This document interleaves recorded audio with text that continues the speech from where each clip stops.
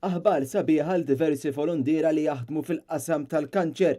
Kif sar magħruf li l-pjattaforma Maltija dwar il-kanċer li taqqat flimkien id-diversi jaqdiet li jaħdmu 24 sija kuljum għal pazjenti u l-qraba tagħhom se tkun qed tingħaqad fl-Assoċjazzjoni tal-Ligs Ewropej tal-Kanċer biex bekk ir-rappreżentanti tal-qdiet Maltin ikunu jistgħu jiksbu esperjenzi u informazzjoni ġodda dwar kif jistgħu jgħinu aktar lil pazjenti Maltin u Għawġin fil-ġlieda tagħhom kontra l-kanċer.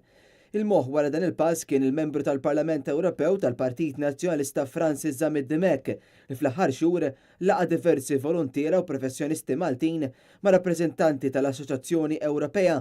Net News tkellem għal MP Zamid-Dimek dwar kif bdiet din l-idea. Taħt il-Presidenza ta' Malta, taħt l-Uffiċċju tal-President ta' Malta, twaqfet din il-pjattaforma li taqqat l-NGOs kollha flimkien. Jiena kont ħadd l-opportunità, kont avviċinajt lill-President ta' Malta, Marie-Louise Colero Preca, kont għamilt laqa magħha, mill-ewwel laqat l-idea u mill-ewwel qalt li issa ser inkun Brussell u organizza li laqa mal-European Cancer League biex naraw kif il-pjattaforma ta' Malta issir membru.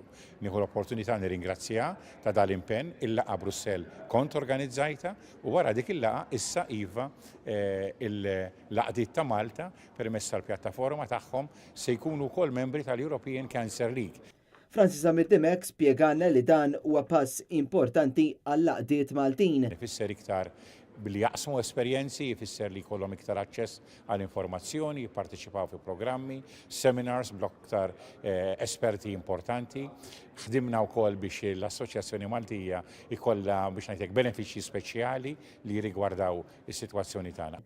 L-MP tal-Partit Nazzjonalista tenna jgħid li se jibqa' jimpenja rruħu biex jassigura li kull pazjent tal-kanċer jingħata l-aqwa trattament possibbli kif ukoll li jingħata l-appoġġ l-qraba kollha tal-pazjenti.